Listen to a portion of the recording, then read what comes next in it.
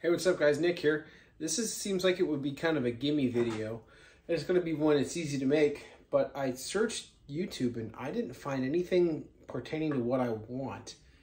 And I even did a Google Google image search, and it was still hard to find what I'm looking for. And so while I've got a holster back here cooling down for a customer, I'm going to work on my own project, which is putting a cheek riser on this Ruger American rifle. Again, I had a hard time finding what I wanted on YouTube or Google searches. Now, there's a lot of people who are building DIY Kydex cheek risers, and I think that's kind of cool. But we're going to go mega old school and just wrap Isomat and tape around here. And so this is my, my tutorial. At least it's going to be my experiment with it. Maybe not a tutorial because I haven't really got it down. I know this is something that guys do. But again, maybe it's gone out of vogue, or maybe I'm just not doing the right keyword searches, but I haven't found anything at all. Like, I mean nothing.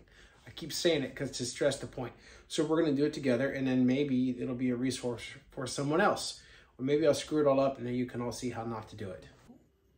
So this is what happens when projects all share the same workspace. All right, so I've got this Ruger American rifle I alluded to in my update video. I've already got some tape on the back of it. So far, that's all I've done modification-wise. It's just to slick up that sticky rubber. That's a nut and fancy thing. So this is Isomat. If you're not familiar with the product, I know a certain subset of my audience might be. So, like I said, it was real popular for a long time to do just... So we're going to do a couple... We're going to make a mess is what we're going to do.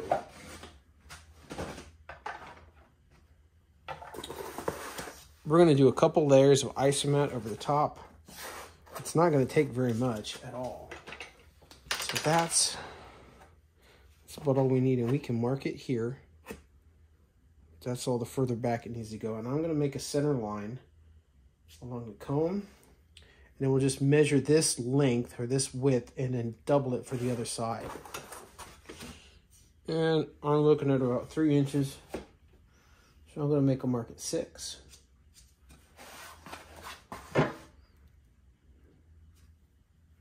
Run a line, and then wherever this intersects, I was just kind of guessing.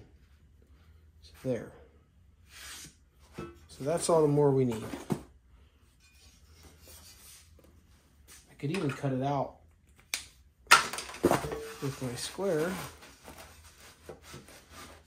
Well, this is really getting fancy.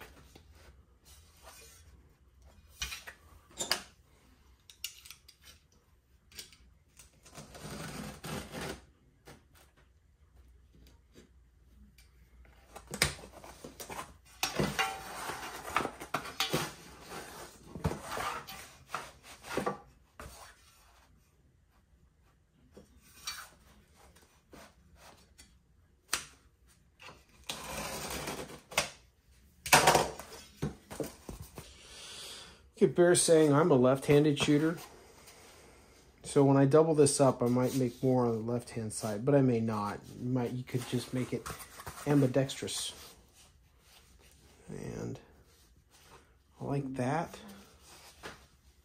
It looks fairly close to symmetrical. Lost my marker.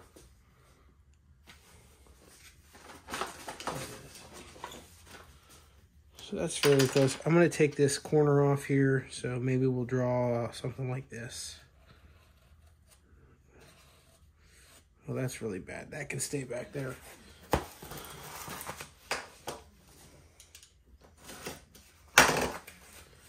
Fold it in half and do the same thing for the other side.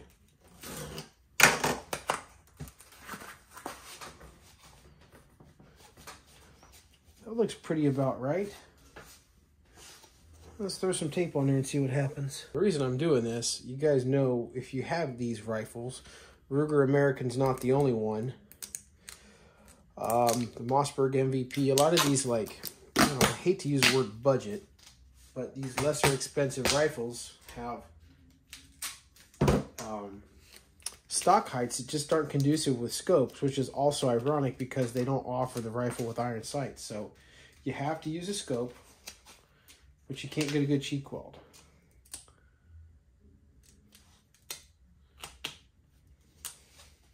What's a guy to do?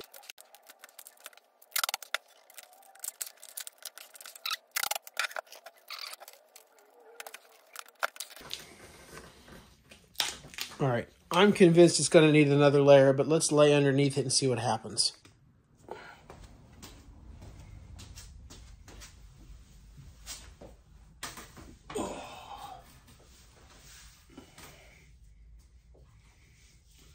That's better.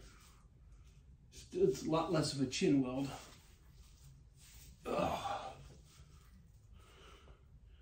We definitely need to come up another.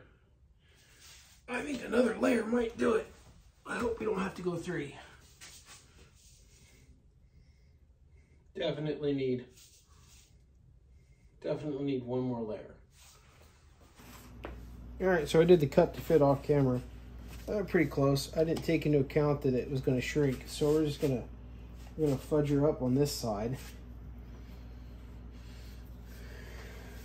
Again, I'm left-handed, so I don't care what the right-hand side looks like.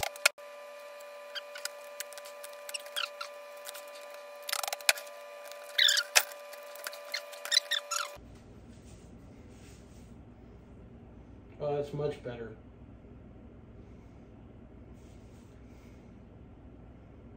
That's about perfect.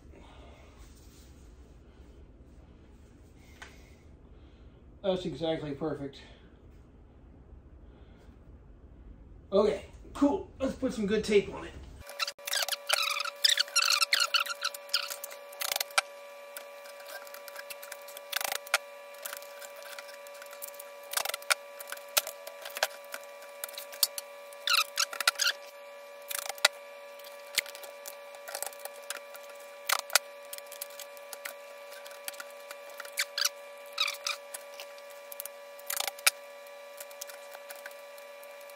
Now, one thing we forgot to check, but we're good, baby.